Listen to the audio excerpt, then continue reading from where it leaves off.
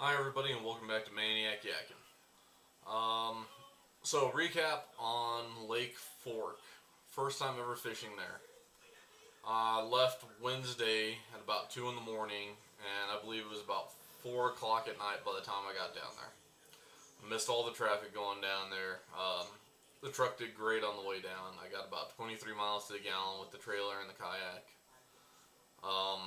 So I get there early enough and I fish for a little bit, and I'm fishing with a quarter ounce tungsten shaky head with a trick worm.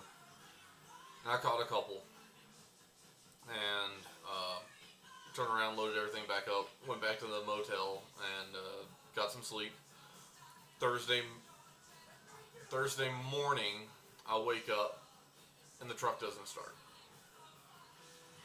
So I call around, get a shop to come pick it up, tow it, and Mitch from the Colorado Kayak Fishing Club let me borrow his kayak cart so I could wheel it from my motel room down to the waterfront.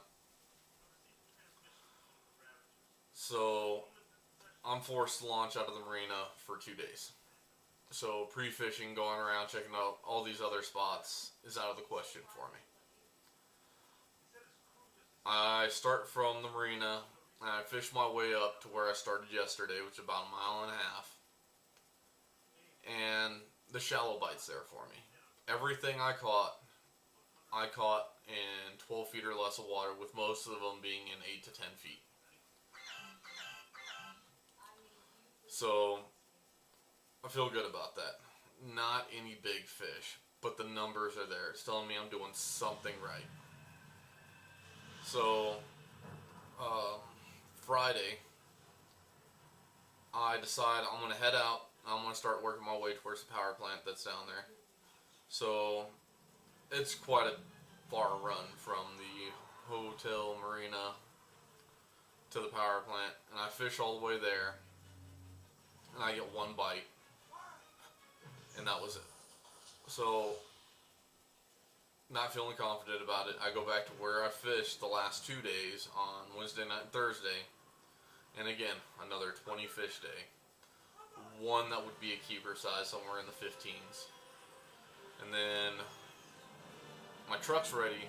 I get to go pick it up Friday night, get to get my trailer hooked back up to it, got my kayak, and I decide Saturday I'm going to start where I've been fishing the last couple of days, getting the numbers, and see if I can't just work through the numbers until I find good fish. So I go down there and I fish probably about a 3/4 mile stretch from where I launched, and I caught about 20 fish, only one keeper, so it was not that good of a day.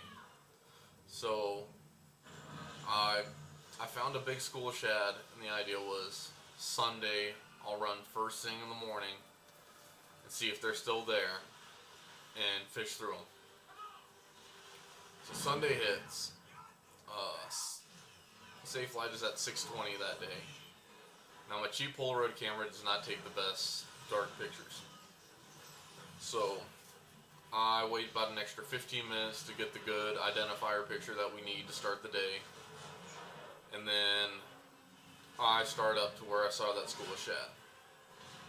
When I get there, there's boats already anchored on it.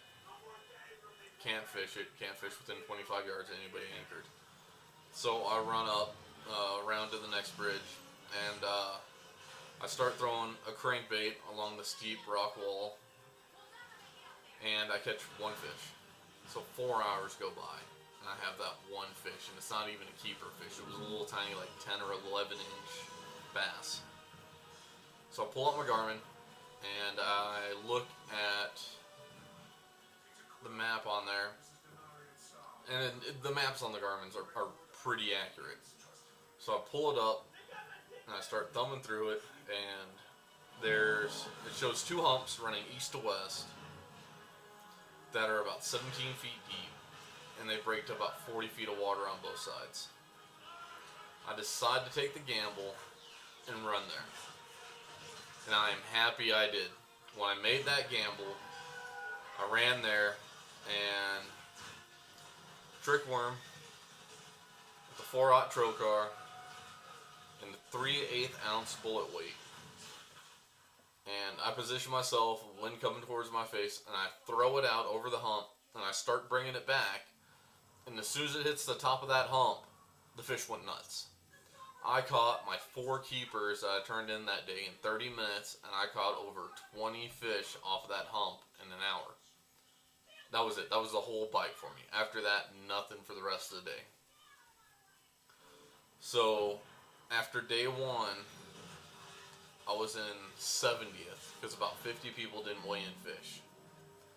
And then after day 2, I had a little bit of redemption. And it took me from 70th to 31st. I have a feeling that if I go next year, if I can just get, even if it's a small limit both days, I'll be in the money at least. Now, is that saying that I wouldn't do something different next year? I probably would. I'd probably launch from a lot more different sites and try to learn the lake better and see if there's any more of these transition points where the fish seem to have been stacked on. Because it was right in the middle of one of the boatways out there where all the timber is cleared and they got the boat lanes marked. That's where I found them.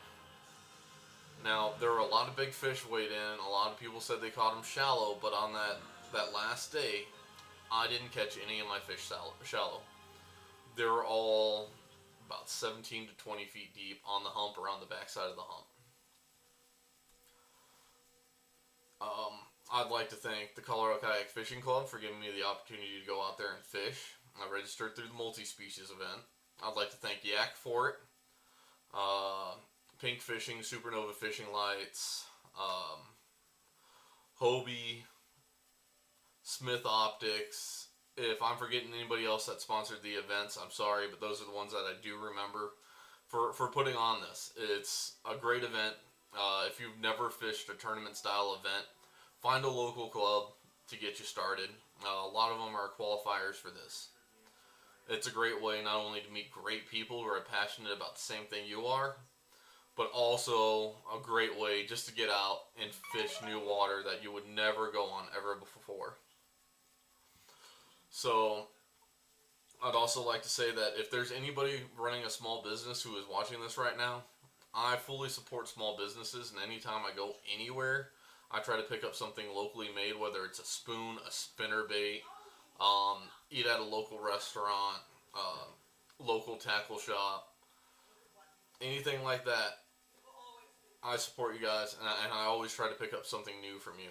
And if you have a small business that you would like to see advertised through me, send me a small sample pack.